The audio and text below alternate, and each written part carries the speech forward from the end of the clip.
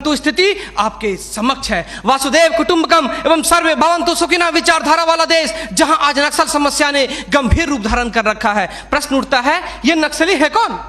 समाज के सबसे शांत, शहरों से दूर जंगलों में रहने वाले तथा खेतों के माध्यम से अपने जीवन यापन करने वाले वो लोग जो अपने पूर्वजों द्वारा दिए गए धरोहर को बचाने के लिए सरकार के खिलाफ हथियार बंद हो गए हैं और अंततः ये लोग नक्सली बनने पर मजबूर होते हैं। महोदय, आधुनिकीकरण के नाम पर उन गरीब आदिवासियों की जमीनों को छीन ली गई तथा उन्हें मजबूर कर दिया बंधुआ मजदूर बनने पर, किंतु आज उनकी अधिकारों की कोई बात तक नहीं करता। मन समर्पित, तन समर्पित और यह जीवन समर्पित। मैं पूछता हूं, देश की धरती तुझे क्या दूं, क्यों दूं और किस लिए न्यौछावर करूं अपना सब कुछ तुम पर? क्या इसलिए कि मुझे देशद्रोह जैसे शब्दों से नवाजा जाए या इसलिए कि मुझे फर्जी इनकाउंटर में मार दिया जाए? जी हां अध्यक्ष महोदय, कुछ ऐसा ही समय था जब मान्य सूबे लखन भैया सोहराबुद्दीन तथा तुलसीराम प्रजापति को फर्जी इनकाउंटर में मार दिया गया। यह कैसी विडंबना है महोदय, हमारे विपक्षी साथी द्वारा मानव अधिकार का संरक्षण किए बगैर ही राष्ट्रीय सुरक्षा की बात करते हैं। जब आम लोगों का कोई अधिकार ही नहीं हो तो इस स्थिति में राष्ट्रीय सुरक्षा का क्या मतलब? मैं पूछना चाहता हूं अपने विपक्षी साथियों से,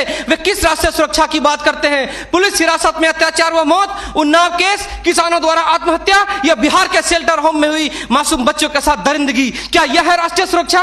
राष्ट्रीय सुरक्षा का अर्थ सिर्फ सीमा की सुरक्षा नहीं बल्कि सीमा के अंदर रह रहे व्यक्तियों की सुरक्षा से भी है। अपने हक को मांगे जाने पर लोगों को नक्सली तथा आतंकवादी करार दिया जाता है तथा यह सुरक्षा देने वाले पुजारी आईपीसी की धारा 124A के तहत गिरफ्तार कर उन्हें देशद्रोह का मुकदमा चलाते हैं, फिर फर्जी इनकाउंटर में भी मार गिराते हैं। जबकि सुनील बत्रा बनाम दिल्ली प्रशासन में माननीय न्यायाधीश ने स्पष्ट किया है कि फर्जी इनकाउंटर हत्या के समान है।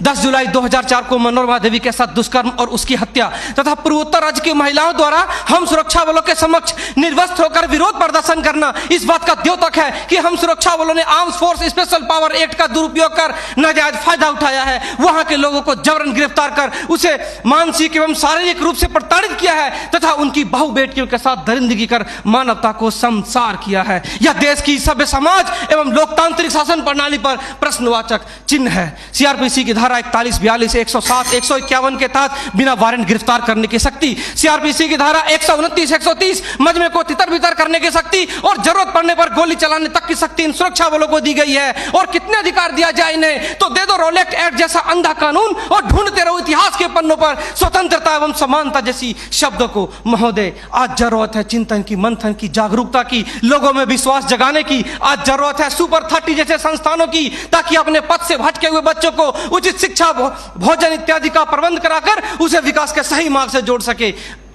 अंत में फैसला माननीय निर्णायक मंडल के पर छोड़ते हुए गुरुदेव रविन्द्रनाथ टैगोर की इन पंक्तियों के साथ मैं अपनी वाणी को विराम देना चाहूंगा कि मैं जीना चाहता हूं इंसानों की फौज के बीच में, मैं जीना चाहता हूं उगते सूरज की किरणों के बीच में, सुंदरता और सुगंध के बीच में। मेरी इच्छा है काश मिल जाए मुझे थोड़ी सी जगह इन जीने वालों के दिलों के बीच में। जय हिंद,